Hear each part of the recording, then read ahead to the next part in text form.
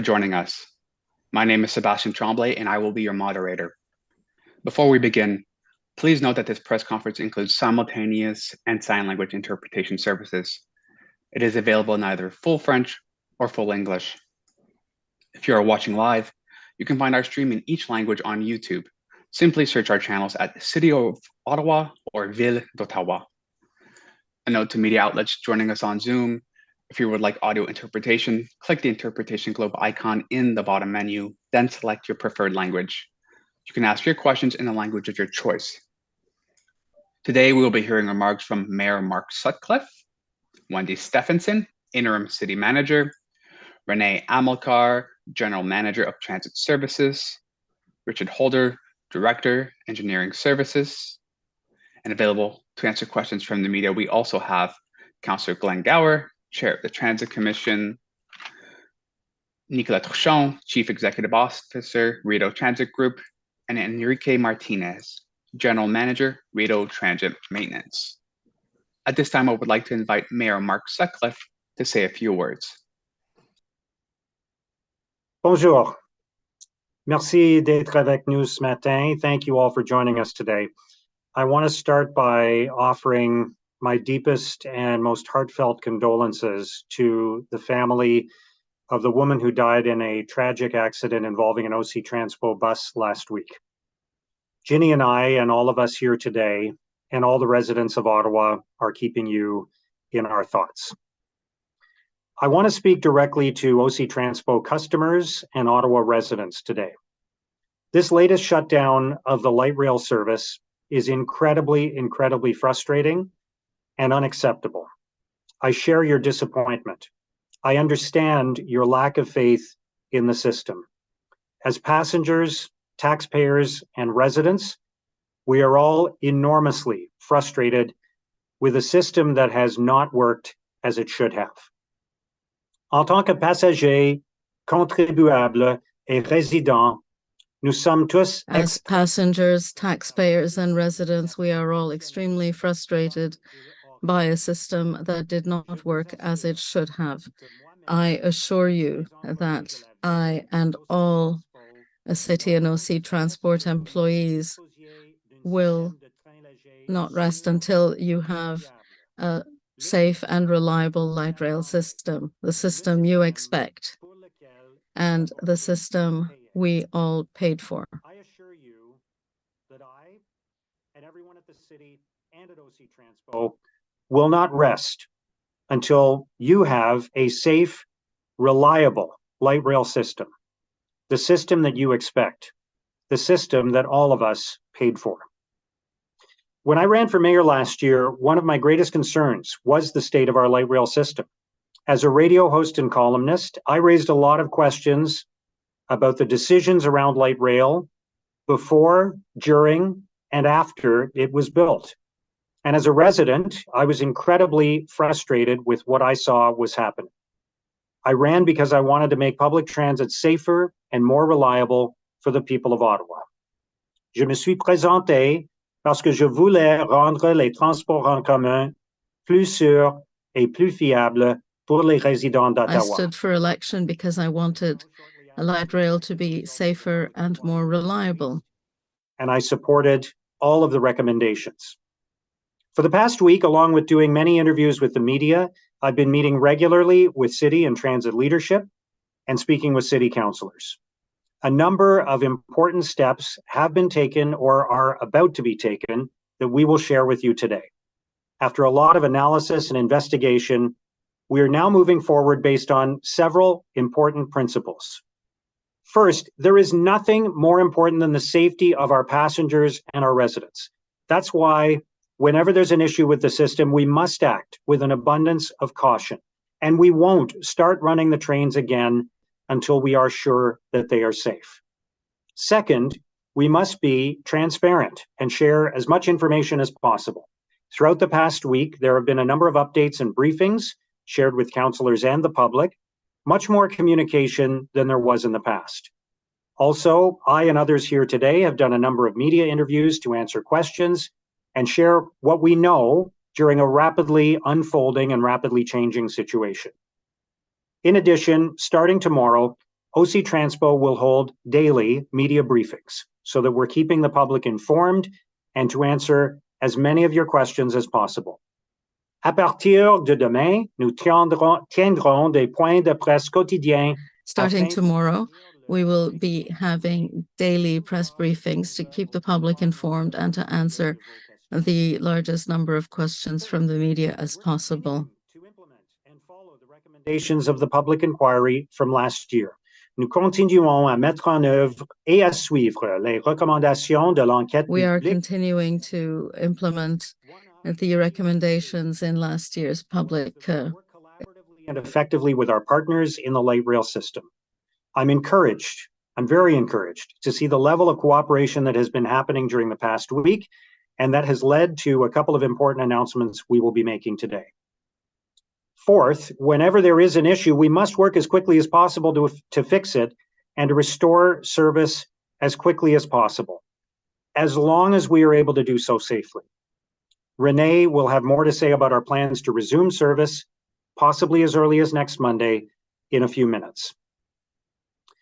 Finally, and most importantly, it's not good enough to simply repair the problems and hope that they don't occur again. We must find the permanent solutions so these issues and interruptions stop happening and we have a consistently safe and reliable service. Nous devons trouver des solutions permanentes pour que ces événements cessent. We must find permanent solutions so these events stop happening and we have the safe, reliable service we paid for. Transpo, the consortium, and Alstom, the company that designed the trains, have agreed to move forward with a complete redesign of the axle system that has been at the center of many of the issues we've experienced. That alone will not solve all of our issues, but I and the team at OC Transpo are hopeful that this redesign will be a giant step forward. At last, we are working on the root problem and not just the issues that arise from it. I want to thank Renee and the team at OC Transpo, all of the people who work for our public transit system. Merci à Renee et à l'équipe d'OC Transpo, ainsi qu'à toutes les personnes. Thank you to Renee and to everyone who's working at OC Transpo. Is to deliver the best service possible to their neighbors, the residents of Ottawa. I also want to thank Wendy Stephenson and the team in the city manager's office for their incredibly hard work. We are taking some important steps today, but I want to emphasize, I don't expect residents to have confidence in the system just because service is restored in the next few days. A lasting trust and confidence will come only when the chronic and persistent issues we've experienced have been permanently addressed. I'm hopeful and encouraged by the fact that we are finally starting to address those issues, those fundamental issues that have been plaguing our system. These are the critical actions that we need to take in order to finally have a safe and reliable transit system. There is still a lot of work ahead of us. This is not going to happen overnight, but I'm hopeful that this is the beginning of a new period during which the recommendations of the inquiry are being closely followed. There's a high level of collaboration between OC Transpo and the consortium. There's a high level of communication with the public, and we are working toward not just temporary fixes, but permanent solutions that will deliver the light rail service Ottawa residents expect and deserve. I'll now turn things over to Wendy Stephenson. Merci, Monsieur Ramère, and good morning, everyone. I'd like to begin by saying that my thoughts and my condolences are also with the young woman and her loved ones, the bus operator, and all of the affected passengers with respect to what happened last week. Today, I want to convey to OC Transpo customers and to the people of Ottawa that I understand what a significant impact these ongoing service disruptions have had on your lives. This is not merely a minor inconvenience. It's frustrating. It's disruptive for those who rely on our transit system for daily necessities. And I know that I speak for everyone when I say that this is not the service that the taxpayers of Ottawa have paid for or deserve. I have directed Renee and her team to work with RTG and Alstom to expedite the determination of the root cause of this recurring problem with the bearings and identify a solution to fix it permanently as soon as possible. And working with our partners, we must do what it takes to prevent this issue from reoccurring and disrupting this critical service that transit riders rely on every day. And I can assure you that Renee and her team at OC Transpo have been working around the clock with our partners to determine the root cause of this problem and resolve it once and for all. The collaboration between the city, RTG, and Alstom has improved significantly. And there is a collective appreciation for the urgency in addressing and resolving this current situation and preventing future service disruption. Challenges in this relationship were raised as a primary concern in the recent public inquiry, and I have seen firsthand the changes that have taken place in this regard. And I want to acknowledge my appreciation for those at the city and our partners for this necessary improvement. As a result of the collaboration, we now have a plan to move forward. And we also have a commitment from our partners to resolve this specific issue once and for all. Renee and Richard are going to provide more information on this momentarily. And while we have to understand the root cause and resolve this issue for the long term, we must also focus on today and minimizing the negative impacts this disruption is having on people's lives. And since the launch of our One service, OC Transpo has been listening to its riders.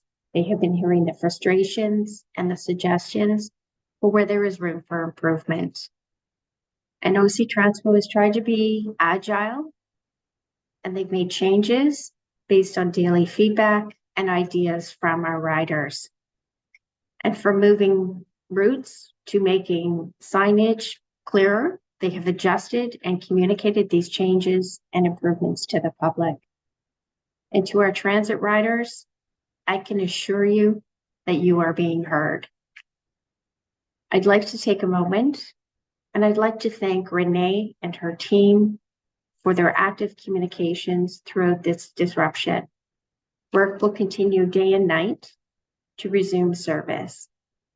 And whatever happens, please know that our number one priority will always be the safety of residents and our staff. And as the mayor said, we will have daily media availabilities now so that there is more information available on the situation with respect to the investigation and roadmap forward. We are committed to sharing any new information that we have with the public. I'm now going to hand it over to Renee, our General Manager of Transit Services Department. Renee. Merci beaucoup, Wendy. Thank you very much. Good morning, everyone. I would like to begin by addressing our customers. This month, it has been 21 months since I came to the city of Ottawa and started working to serve you. Before accepting the position here, I had done my homework. I knew all about the issues Ottawa had with its light rail system, and I knew the work that OC Transpo had ahead of it. These challenges are why I came here. I expected that relationship will need to be rebuilt and technical challenges would need to be solved. I came here to fix Ottawa's light rail system. Dès mes premiers jours ici avec vous à Ottawa, je vous ai dit qu'un problème technique. From my very first days here, I said that it would take a technical solution to solve a technical problem. Spend my time apologizing again for the service interruption, but that would just be more words. I think the residents of Ottawa have heard enough words. They are looking for action and for results. The best apology we can make to you is by fixing the system permanently and provide a consistent and reliable rail service. A service that our city can be proud of and that will bring Ottawa up to the standard of other major cities in the world. That is what my team and I have been working to achieve. It has been 8 days since we made the decision to stop rail service. It was a decision based on my technical expertise as an engineer, based on the advice of my directors, my chief safety officer, and engineers, as well as the experts at RTG and Alstom. It was a decision that we made together as a team based on solid evidence. The way the decision was made speaks to the improved relationship we have built with our partners. Over the past 8 days, we have been very busy. In a moment, Richard Holder will review the details of the test we have performed and the analysis that is taking place. Before to do so, I would like to speak to you about the return to the service plan. We are anticipating restarting gradual safe resumption of rail service 1 week from today on Monday, July 31st. In order for me to make the decision to relaunch service, I need 3 things. First, I need an inspection of all the axle bearings in our fleet. This is complete. We know that 6 will need further investigations as an abundance of caution. I would like to clarify what that means. 44 LRVs have been inspected. That means 880 hubs assembly have been inspected, which means 1,760 bearings. Second, I need the results of an analysis of the hub assembly from the manufacturer Texalis. This is expected on July 28th. Third, I need a revised safety note from Alstom and RTG. That note is in progress, and I expect to receive it by the end of this week. The drafting of the safety note is being done in cooperation between OC Transpo, Alstom, and RTG, another sign of the strong relationship we have built together. Once these 3 things are in place, gradual rail service can resume. We will provide more details on the return to service in future briefings as we get closer. In parallel, we are working to review the analysis of all the tests conducted on the line. Based on this new information, we have a firm commitment from Alstom and RTG to redesign the axles to permanently fix this issue. The redesign and retrofits to the fleet will take time, and we will have more details to share with you in the coming weeks. This is a tremendous and important step in the right direction and will allow us to fulfill our promise to you of a safe, reliable, world-class rail system. A system that our city can truly be proud of. To conclude, we will await the results of the axle bearing analysis and the revised safety note, and will keep you updated as our work progresses. Now, I would like to ask Richard Holder, Director of Transit Engineering, to review the results of the test we have conducted so far. Merci beaucoup. Thank you, Renee. Good morning, everyone. Today, I want to provide some details of the work that has been performed and the analysis that is taking place. As Renee mentioned, the difficult decision to pause Line 1 service was made to ensure the safety of our customers and staff. Once that decision was made, the next priority was to understand the factors that led to this latest issue. We have been working together with RTG and Alstom to implement a testing program to gather data to determine a root cause. The information will also help to develop a new containment plan and inform a long-term sustainable solution. The ongoing investigation is comprehensive and can be divided into two key areas. Could we pull up the slides, please? Okay, thank you. The first key area of work involves the inspection program.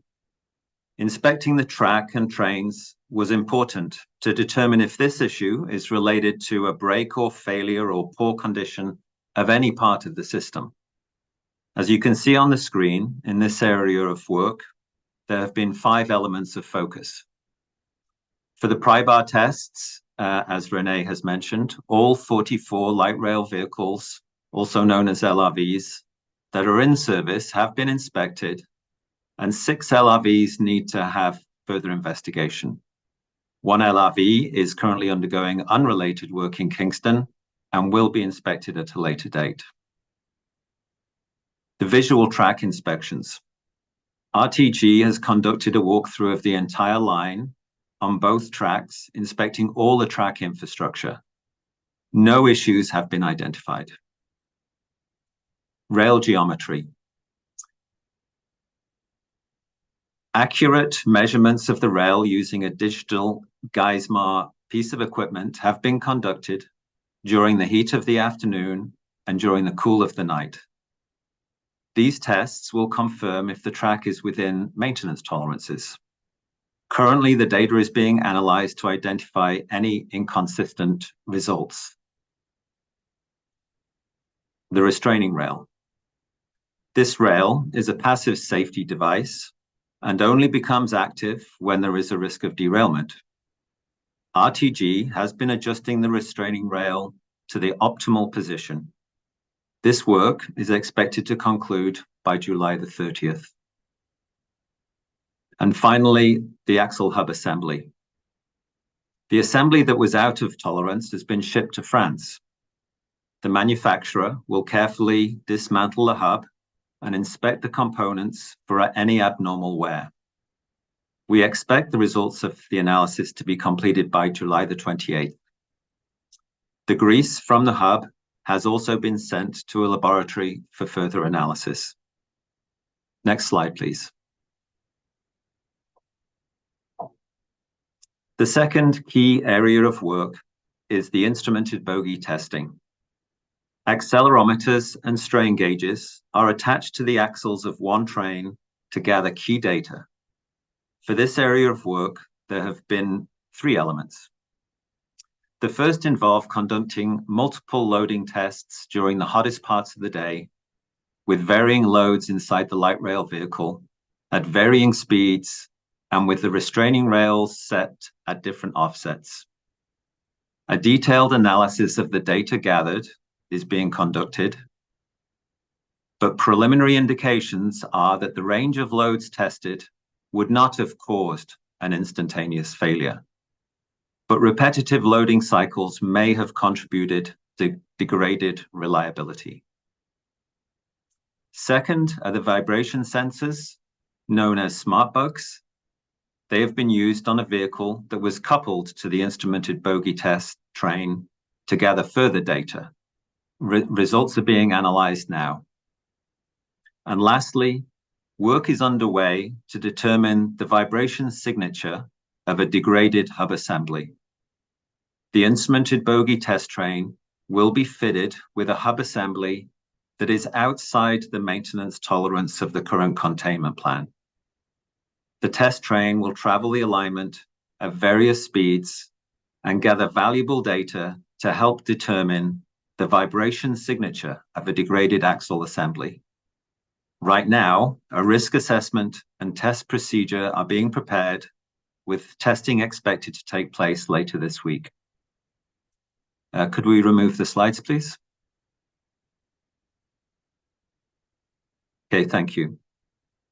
The gathering of all this information will inform a safe, progressive return to service plan and assist the final implementation of a long-term sustainable solution. Thank you.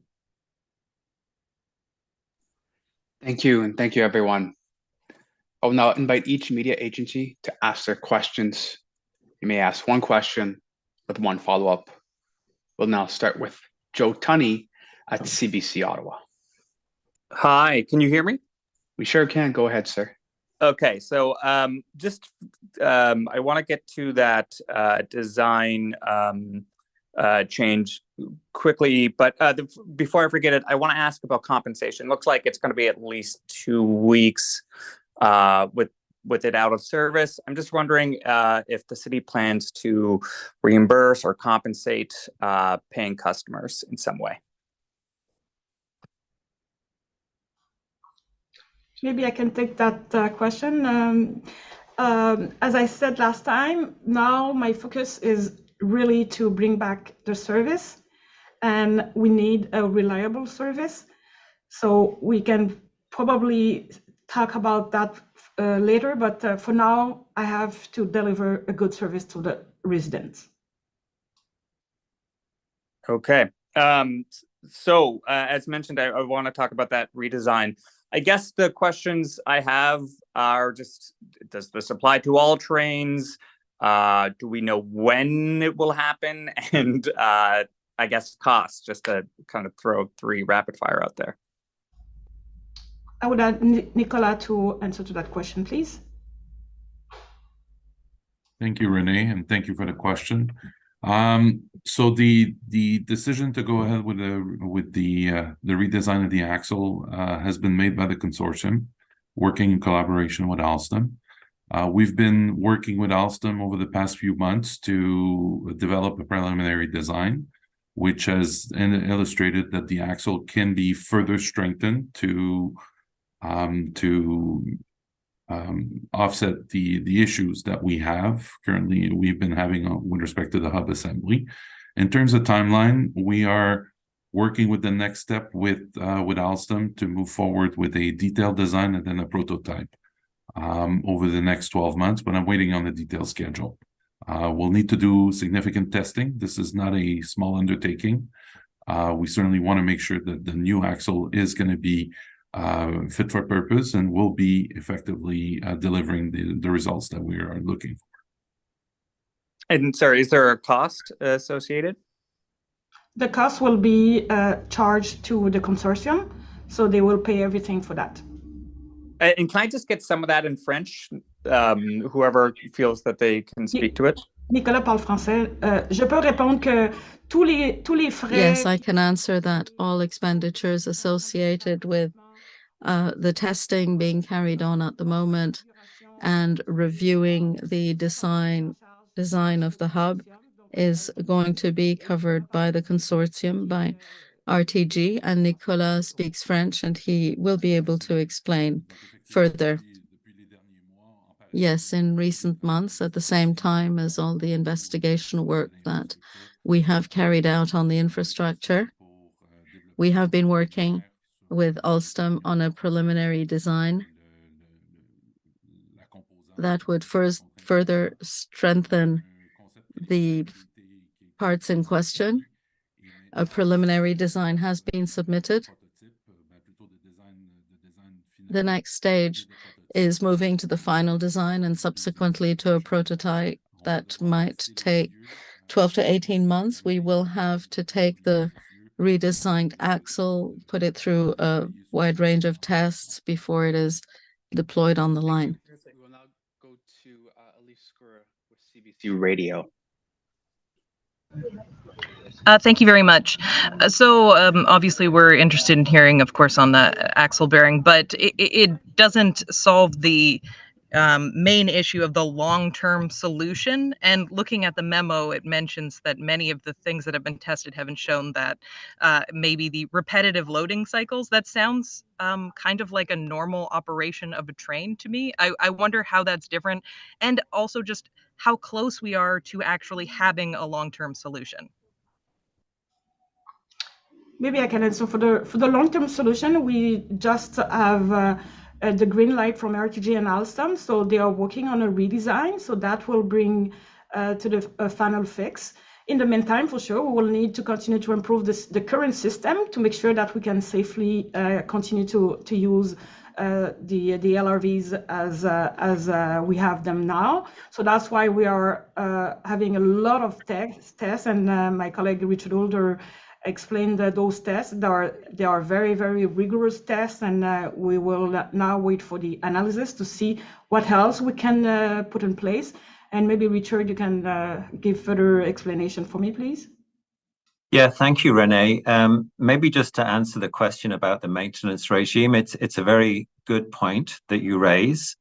So this system relies on maintenance. So it's normal when we have so many vehicles running on the line day after day after day that ongoing maintenance is required.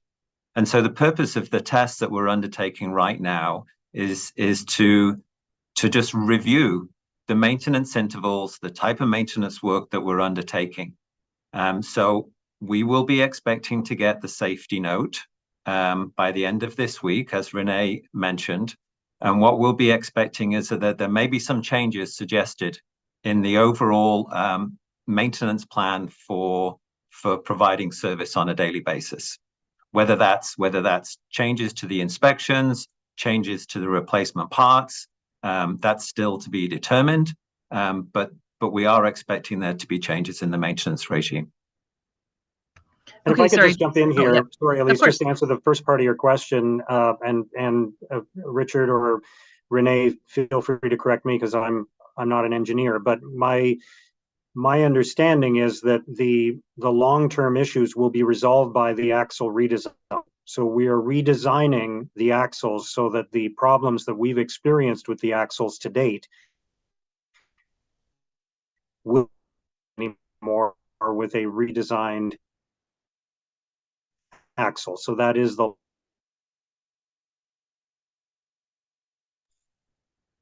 Sorry, Mary, you're cutting out there. But Sorry, Elise, you were just cutting out a little bit. Elise, did you want him to repeat that? Yeah, I would if it's okay. Sure. Sorry about that. Yeah, sorry, I didn't realize I was cutting out. So my understanding is that this redesigned axle will provide the long-term solution that you were referring to. With a newly designed axle, we will no longer have the problems that we've been experiencing so far. The issues that have caused disruptions in service will no longer happen with a newly designed axle that fulfills the objectives of the service going forward. Okay, then so the answer to my question of how long we have to wait is 12 to 18 months for a long-term solution? Well, we don't have the exact timeline yet. We're going to work with Alstom and with the consortium to figure out the exact timeline. I think what we're signaling is that redesigning an axle and making sure it's the axle we need going forward, the design we need, and replacing the axles on every single train, that's going to take time. So we're signaling that, but we don't have the exact timetable yet. Thank you very much. Could you answer? Oh, sorry. Thank you, Matt. So sorry, just to maybe just to add to what the mayor has provided there. So it's correct that the full sustainable solution will be in place when we have the redesigned axle. But there are two components to consider in this issue. So one is that there are forces that are applied to the train as it runs on the track. And so one way we can help with a progressive return to service solution is by reducing those forces. So there are changes to the track infrastructure that we can make. The other part, as has been mentioned, is the ability of the train to withstand those forces. And so the stronger that we can make the axle, the better it is able to withstand those forces. So that would be the final design solution with the upgraded axles. Thank you very much. I wonder if we could get the answer in French as well. My apologies. Je peux répondre. Donc, première des Yes, choses, I can answer that. First of all, the redesigned axle will help us put in place a permanent solution, but that permanent solution will also be associated with work to be done on the track. We will be reviewing the track as well, and that will also contribute to a full and permanent fix. Okay, thank you very much. I heard your answer earlier that the redesign of the axle bearing will be, the cost will be borne by RTG. I'm just wondering, in terms of the cost that we have of this shutdown and the extra service, extra drivers, all of that, who pays the cost for that, and what do we expect it to be? Normally, with the PA that we have, we don't pay RTG when they don't deliver the service. So with this non-payment, so we can put in place the errand service. And now we are working together to get that fixed. And after that, we'll dispute those kind of things. But however, I want to assure the customers that we don't pay RTG when RTG doesn't deliver the service. Thank you very much. Could you also say that in French? My apologies. No worries, il n'y a pas de problème du tout. Alors, pour Yes, of l'instant, course, for now, we are working as a team to restore service as quickly as possible. But when RTG can't deliver, we don't pay them. And with the money we're not paying them, we can compensate with other services.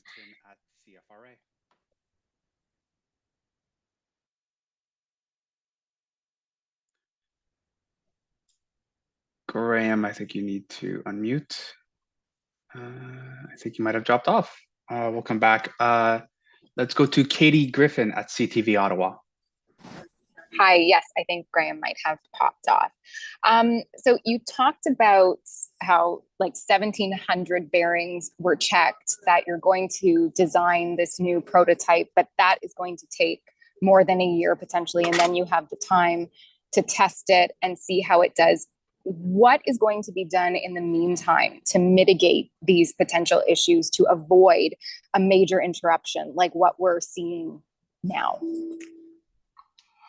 Yeah, so thank you for the question. So first, we will need to know what happened with the last hub, and that's why we are waiting from Alstom to give us a safety note to see how we can resume gradually the service.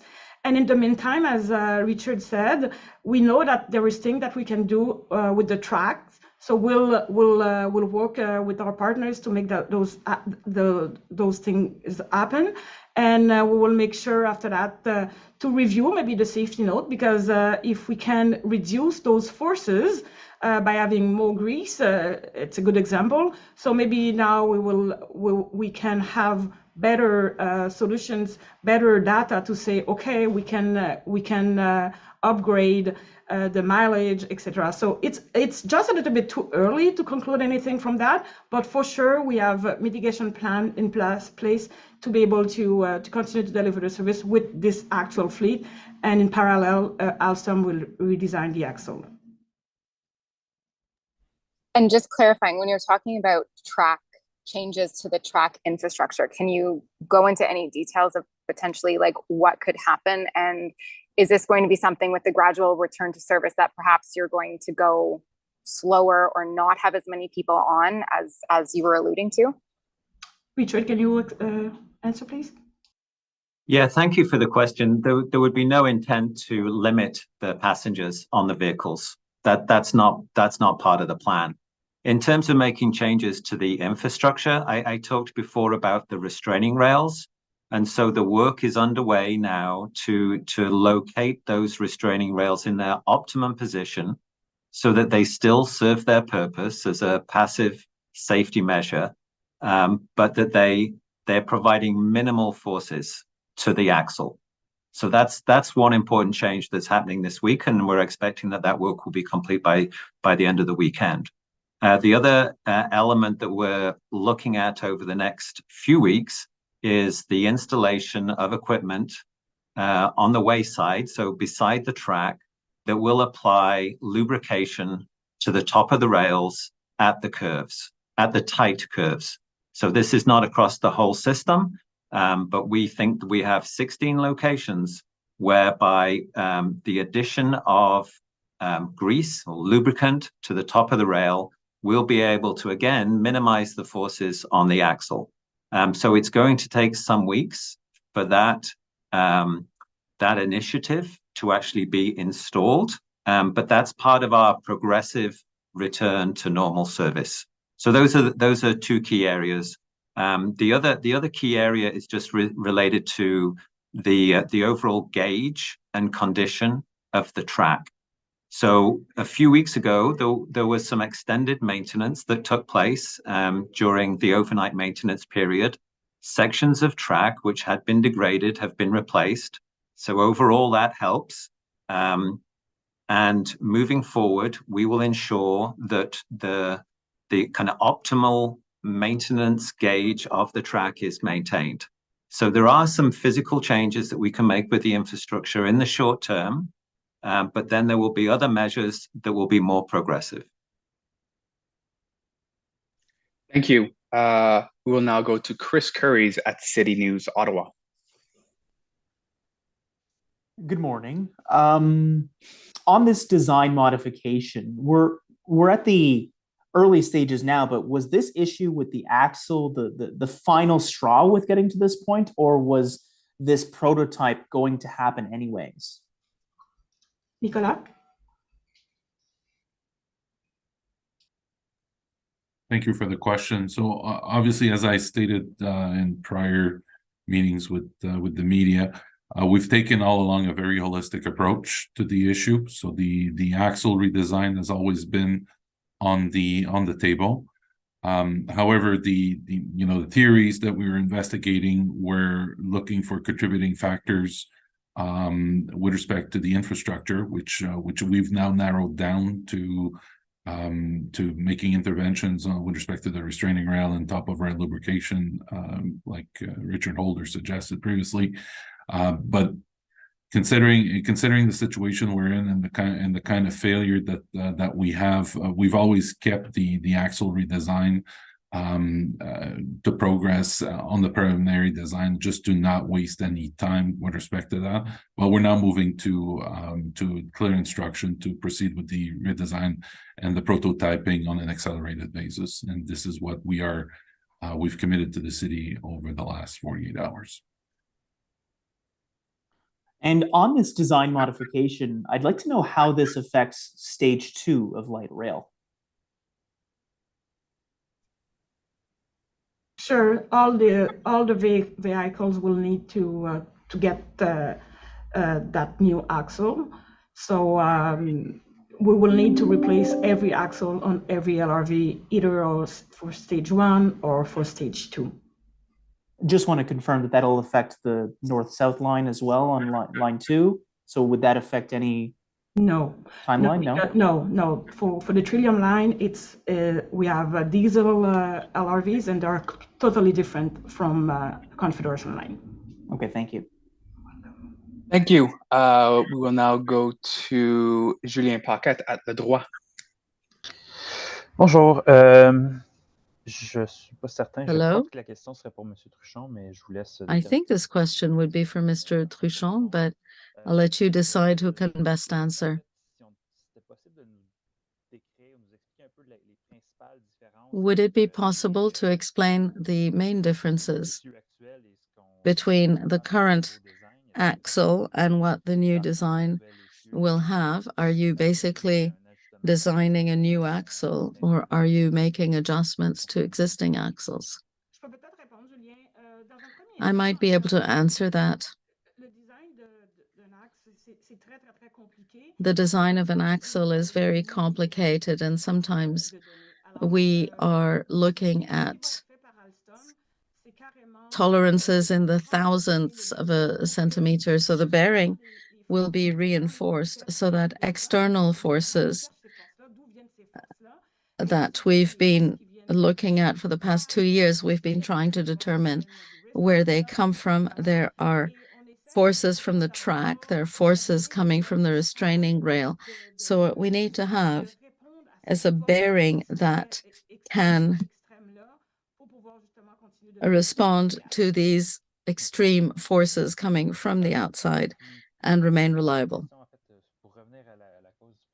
Coming back to the root of the problem, does it seem plausible that the problem had been in place for some time?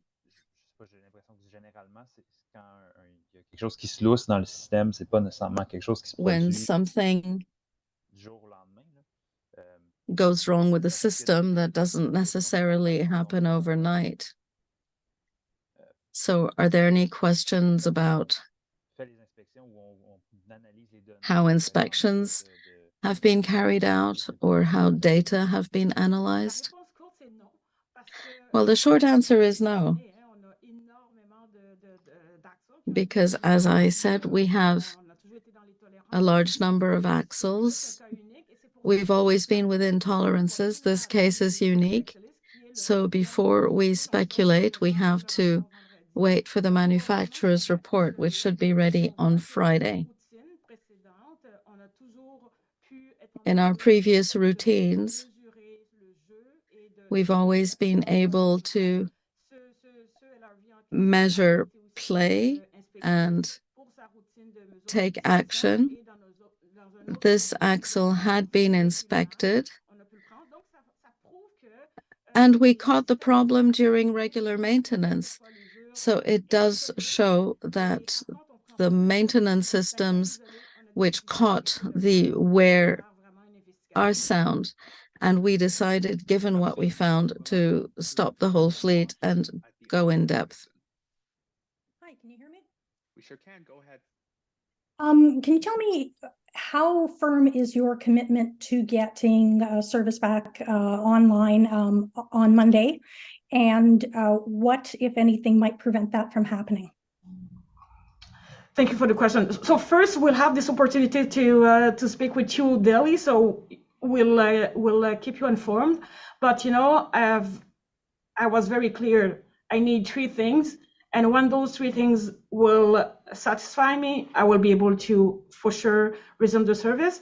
But we are working around the clock, and we're doing our maximum to resume the service. But we won't put the service back if it's not safe to do so. And I have said that before. I will say it again. I want to be the first person who will go to who will take a ride in the LRT. That will mean that it's because it's safe to do so. And a follow-up question, there's been some dissatisfaction with the R1 service. Can you tell me what, if anything, can be done to improve that for the next week? Thank you. Again, I think also Transpo has done a lot by listening to our customers, and immediately when the customers have brought a thing to us, we were very, very creative to find solutions. I'm very glad of that. Now I'm working with my team to see if I can have more buses to continue to have, you know, more places. I would like my customers to have a seat at least, you know. So now by using Albert and Slater, the difference is very, very massive, which is great. And we will continue to see what we can do to improve the service. But we have to make sure as well that we continue to deliver the service around the city, not just for the air-run service. Thank you. On va maintenant à Gaël Kanyaba avec Radio-Canada. Oui, allô? Bonjour. Bonjour. Ma première question, ça serait pour Madame René Amilcar. Madame Maniabag, Radio-Canada. You spoke about 3 measures that would be determining for you to bring back a service. Could you please say that again in English? Well, the first thing I would need was an inspection of all vehicles. That's been done. We found 6 vehicles that we want to look at further to make sure everything is all right. The next thing is I'm waiting for the report from Texelis, the manufacturer's report, so that they can tell us what happened with that vehicle in particular, so that we can determine if this is an isolated case or if they could be a problem with different vehicles. The third thing I need is a safety note from Alstom indicating what measures need to be put in place so that service can resume safely. Thank you. Now, if I understand correctly, among the medium and long-term solutions, you plan to redesign the axle. Is that indeed one of the measures? Yes, absolutely. I'm happy to say that Alstom and RTG have confirmed that the axle redesign will be necessary. They're starting to work on it. It is a firm commitment, and that will fix the problem once and for all. As my colleague Richard has said, we will also be working on the restraining rail, which will have to be moved slightly.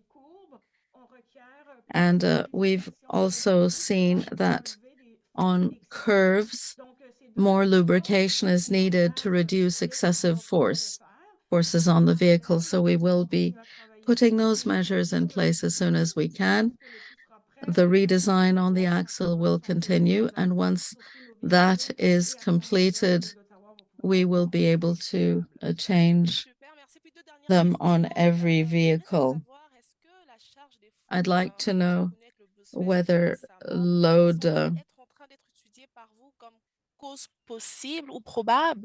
during Bluesfest could be a possible or probable cause. The trains were designed to deal with certain loads, and as we've seen with tests, we've seen no excessive force from that. But we're setting nothing aside.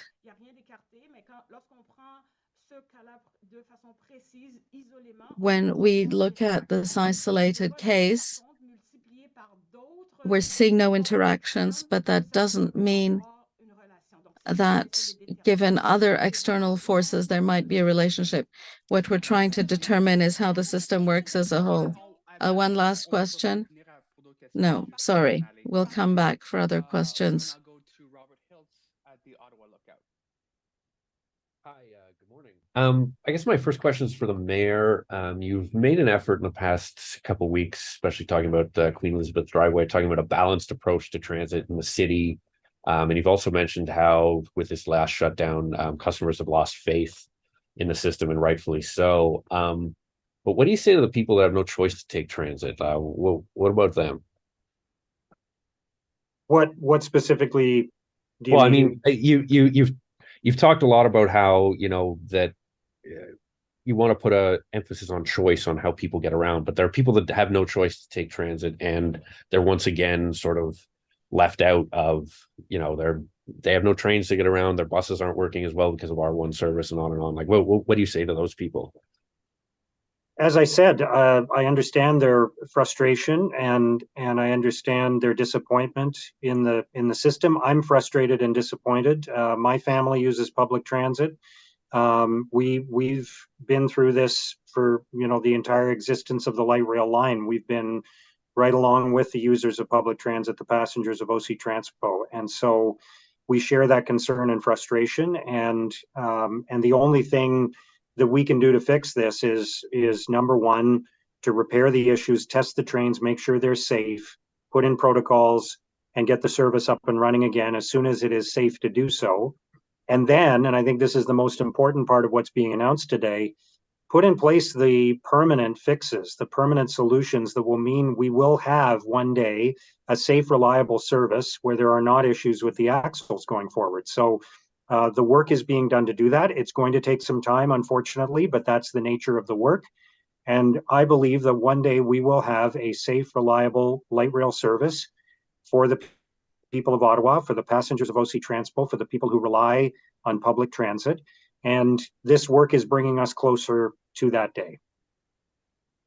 Okay, and I have a question that I think is more on the technical side, or at least to do with service.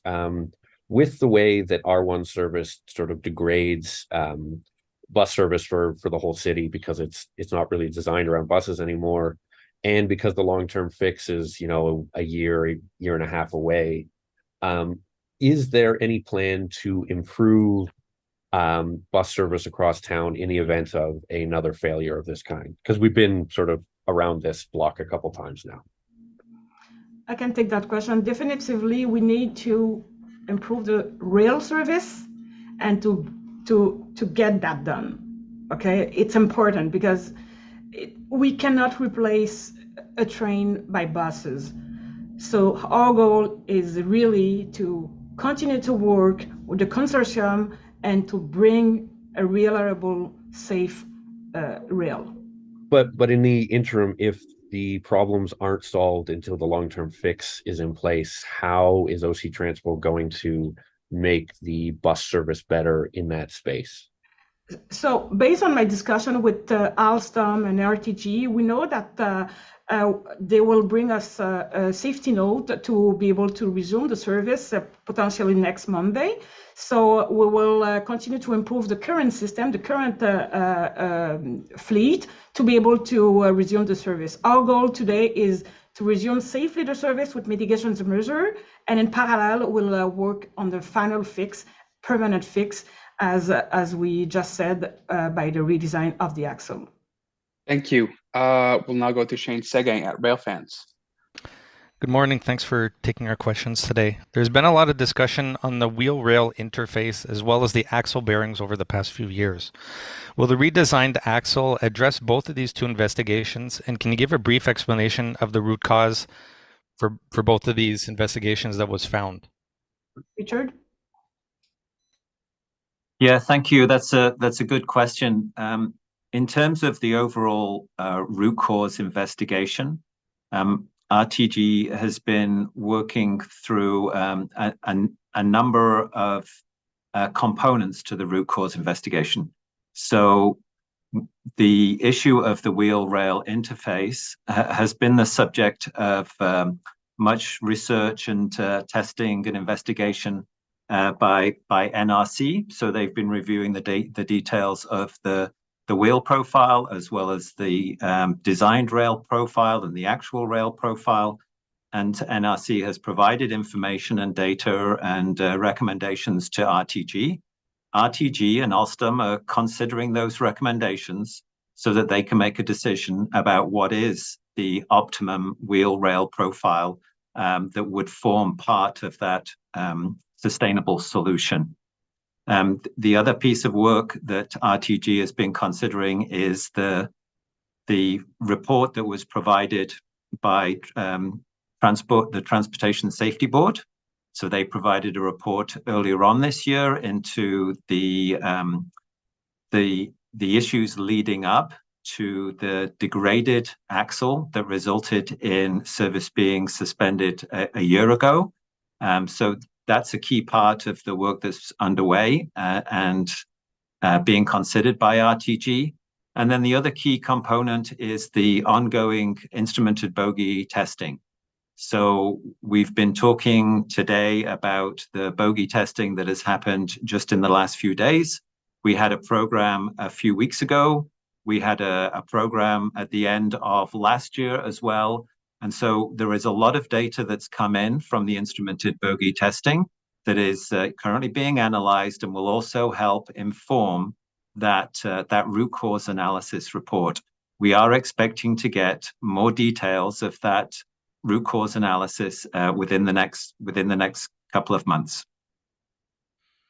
Great, thank you for that. And my follow-up is, in the interim until such time that all LRVs have been modified with the new redesigned strengthened axle, what maintenance and inspection changes will be done to limit and control the state of the LRVs to keep them in service, such as, for example, perhaps lower inspection intervals, which are currently 3,750 kilometers, continue their expanded use of smart bugs, onboard vibration detection systems, and should we expect the temporary speed restrictions on track to continue for the next year? We'll come back to you. That's why one of the three things that I'm waiting for, it's the safety note from Alstom. So it's Alstom who is the provider of the vehicle, and Alstom will tell us what to do. Okay. Thank you so much. We have some time for some additional questions, so I would invite members of the media to use the raise hand function, which you can find below as you do in Zoom, and we'll come to you in the order that your questions come up. So I'll give everyone a moment to do so, and we'll start the questions as soon as some hands have been raised.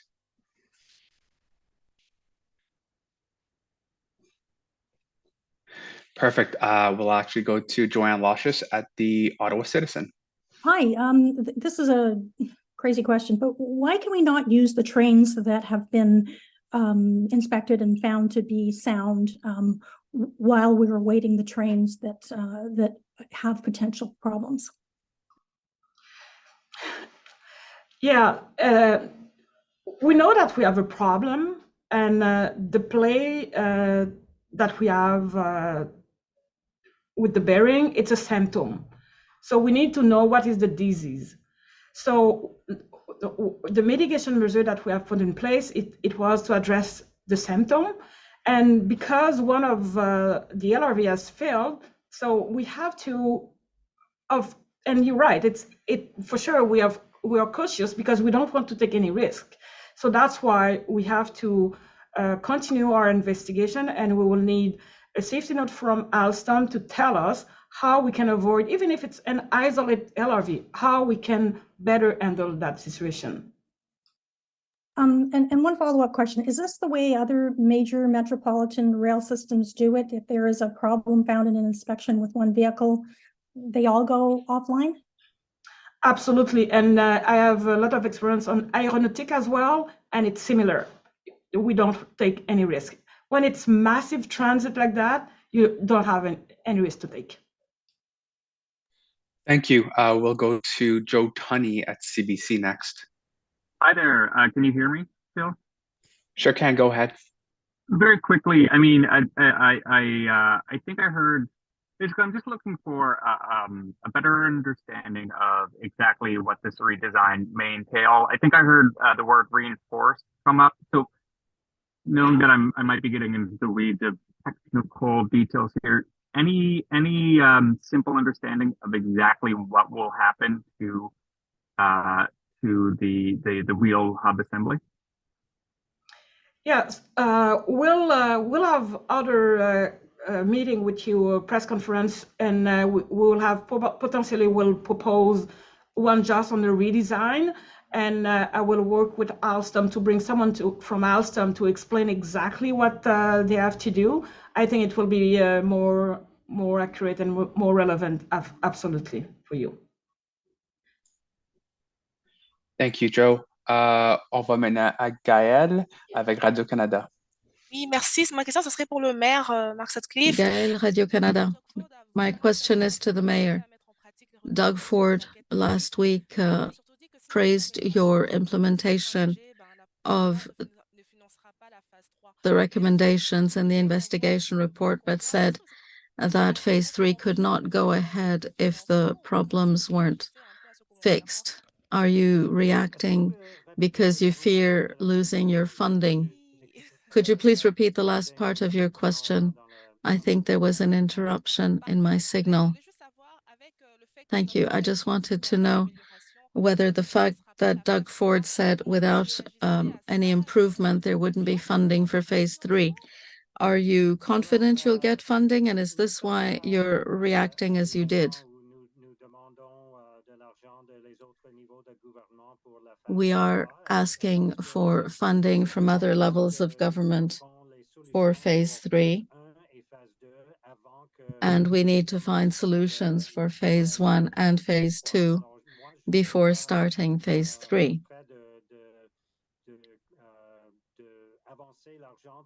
I'm not ready to use or invest taxpayers' money in phase 3 if we haven't solved the problem we have with phases 1 and 2.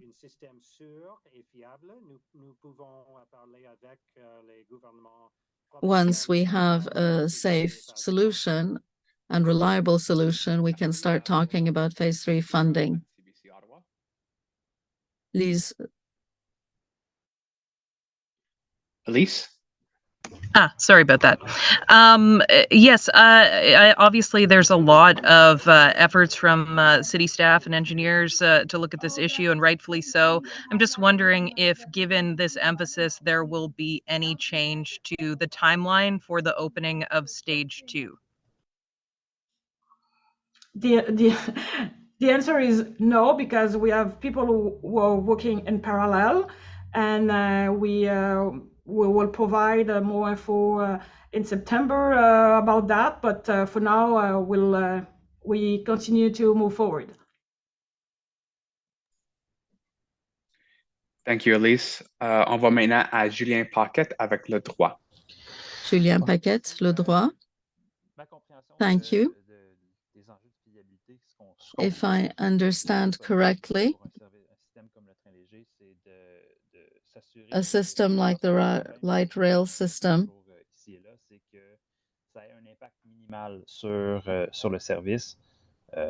needs to function with minimal impact on service. I understand that there'll be a redesigned axle coming, but it's going to take months, at least a year. Are there any short-term solutions?